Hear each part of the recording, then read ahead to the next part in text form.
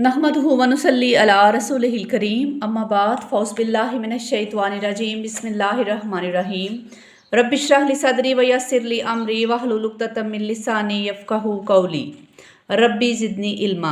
अस्सलामु अलैकुम व रहमतुल्लाहि व बरकातुहू। आज हम सूरह हश्र की आयात 18 ता 24 के मानी और मफ़हूम को सीखने की कोशिश करेंगे। शुरू अल्लाह के नाम से जो बड़ा मेहरबान निहायत रहम वाला है। या अय्युहल्लज़ीना आमनुत्तकुल्लाहा वल तंजुर नफ्सुम मा कद्दमत लिगद। ए अहले ईमान, अल्लाह का तक़वा इख्तियार करो और हर जान को देखते रहना चाहिए कि उसने कल के लिए आगे क्या भेजा है। जाहिर है कि ये उस कल के दिन की बात है जो बास बादल मौत के बाद आने वाला है, जिस दिन हर शख्स को अल्लाह ताला के सामने हाजिर होकर अपने एक एक अमल का हिसाब देना होगा। उस दिन की कामयाबी के लिए ज़रूरी है कि हर अहले ईमान अपनी ज़िंदगी अल्लाह के तक़वे के साए में गुजारने का एहतमाम करे और अपने अमाल का मुसलसल जायज़ा लेता रहे कि उसने आखिरत के हवाले से अब तक क्या कमाई की है और कायनाती हुकूमत के इंपीरियल बैंक में अपने लिए कितना सरमाया जमा करवाया है, यानी कितनी नेकियां जमा करवाई हैं। वत्तकुल्लाह इन्नल्लाह खबीरुम बिमा तामलून, और अल्लाह का तक़वा इख्तियार करो, यकीनन तुम जो कुछ कर रहे हो अल्लाह उससे बाखबर है। इस आयत में बुनियादी तौर पर दो बातों पर ज़्यादा जोर दिया गया है, यानी अल्लाह का तक़वा और आखिरत की फ़िक्र। बल्कि इत्तकुल्लाह का हुक्म यहाँ खसूसी ताकीद के तौर पर 2 मरतबा आया है। तक़वा से आमतौर पर अल्लाह का खौफ और डर मुराद लिया जाता है, लेकिन इस ज़ुमन में ये अहम नुक्ता भी ज़रूर जहन में रखना चाहिए कि इस खौफ में शेर या सांप के खौफ की तरह दहशत का अंसर नहीं, बल्कि उसकी मिसाल ऐसे खौफ की है जैसा खौफ औलाद अपने वालिद से महसूस करती है। इस खौफ में मोहब्बत और एहतियात के जज्बात गालिब होते हैं कि हमारे वालिद हमसे नाराज़ ना हो जाएं और हम कोई ऐसा काम ना करें जिससे हमारे वालिद के जज्बात और एहसासात मजरूह हों। चुनांचे तक़वे का तकाजा ये है कि इंसान के दिल में हर वक्त अल्लाह की नाराज़गी का डर रहे। तक़वा के लफ्ज़ी मानी बचने के हैं, यानी अल्लाह ताला की नाराज़गी से बच बच कर ज़िंदगी को गुजारना। वला तकूनु कल्लज़ीना नसुल्लाह फअनसाहुम अनफुसहुम, और तुम उन लोगों की तरह ना हो जाना जिन्होंने अल्लाह को बुला दिया तो अल्लाह ने उन्हें अपने आप से गाफिल कर दिया। उलाइका हुमुल फासिकून, यही लोग हैं जो फासिक हैं।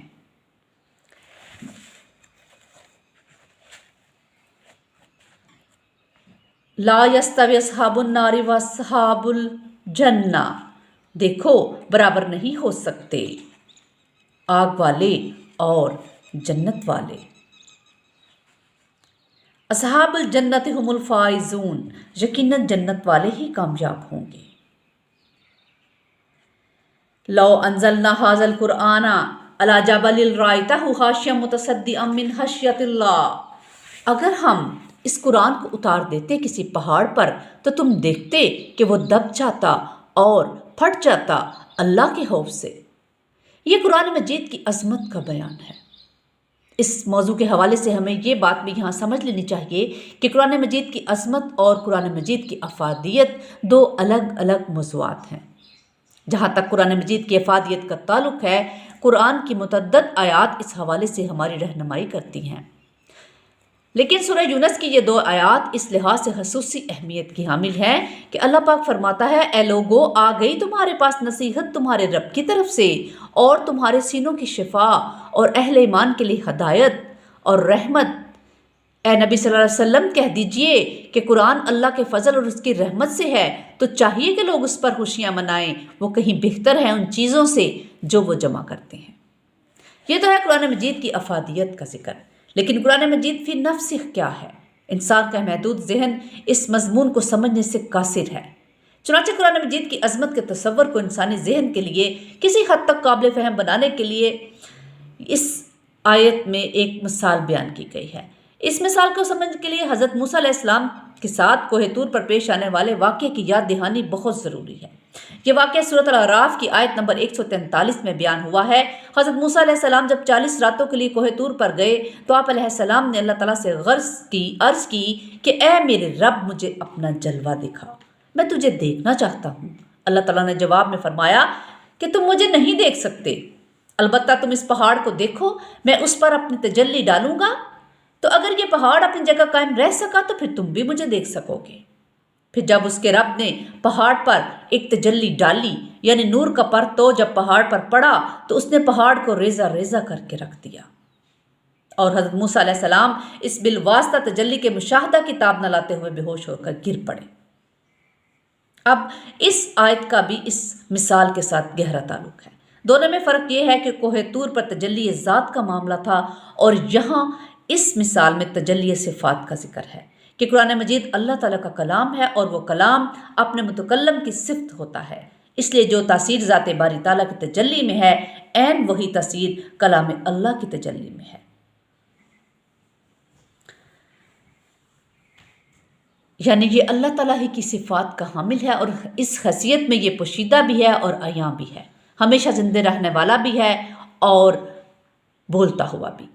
قرآن حکیم کی عظمت کے حوالے سے سورہ واقعہ کی آیت ہے کہ اللہ پاک نے اس میں قرآن مجید کی حقیقی معرفت، اصل ہدایت، روح باطنی تک رسائی کے لیے انسان کے باطن کا ہونا، اس کے باطن کا پاک ہونا بہت ضروری قرار دیا ہے۔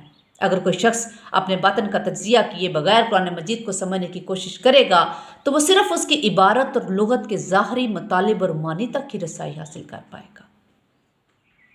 وَتِلْكَ الْأَمْثَالُ نَضْرِبُهَا لِلنَّاسِ لَعَلَّهُمْ يَتَفَكَّرُونَ، اور یہ مثالیں ہیں جو ہم لوگوں کے لیے بیان کرتے ہیں تاکہ وہ غور کریں۔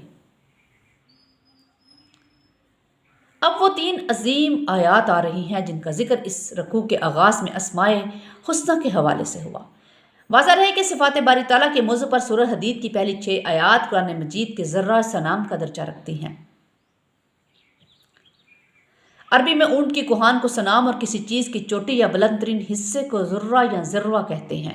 چنانچہ ذرہ کا سنام کا مطلب ہے کہ کوہان کی چوٹی، یعنی سب سے اونچا مقام یا کسی چیز کا نمایاں ترین حصہ، جبکہ اسماء حسنہ کے ذکر کے اعتبار سے سورہ حشر کی آخری 3 آیات پورے قرآن کریم میں منفرد اور ممتاز مقام کی حامل ہیں۔ اللہ تعالیٰ کے اسماء صفات کے حوالے سے یہاں ایمان مجمل کی الفاظ بھی اپنے حافظے میں تازہ کر لیں کہ آمنت باللہ کما ہوا باسمائہ و صفاتہ و قبلت جمیع احکامہ، یعنی ہم اللہ تعالیٰ کے تمام اسماء و صفات کے ساتھ اس پر ایمان رکھتے ہیں اور اس کے تمام احکام کے سامنے سر تسلیم ہم کرتے ہیں۔ اب دیکھتے ہیں سورہ حشر کی آخری 3 آیات۔ هو اللہ الذی لا الہ الا ہو، وہی ہے اللہ جس کے سوا کوئی معبود برحق نہیں۔ عالم الغیب والشہادہ، وہ جاننے والا ہے چھپے کا اور کھلے کا۔ یہ پورا مرکب اللہ تعالیٰ کے ایک اسم پر مشتمل ہے۔ اللہ تعالیٰ اس سے بھی جانتا ہے جو ہمارے سامنے ہے اور اسے بھی جو ہماری نگاہوں سے چھپا ہے۔ یہاں یہ بات بھی سمجھ لینی چاہیے کہ قرآن میں جہاں اللہ کے غائب اور شہادہ کے الفاظ آتے ہیں وہ ہم انسانوں کے لیے ہیں۔ ظاہر ہے اللہ تعالیٰ کے لیے تو سب شہادہ ہی شہادہ ہے، اس کے لیے تو کوئی چیز بھی غائب نہیں۔ ہم انسانوں کے لیے کچھ چیزیں تو وہ ہیں جنہیں ہم اپنے حواس ہمسا سے محسوس کر سکتے ہیں، ایسی تمام اشیاء ہمارے لیے ظاہر کے زمرے میں آتی ہیں۔ مثلا اگر کسی چیز کو ہم مائکروسکوپ یا ٹیلیسکوپ سے بھی دیکھ لیں تو اس کی حیثیت بھی ہمارے لیے ظاہر ہی کی ہے۔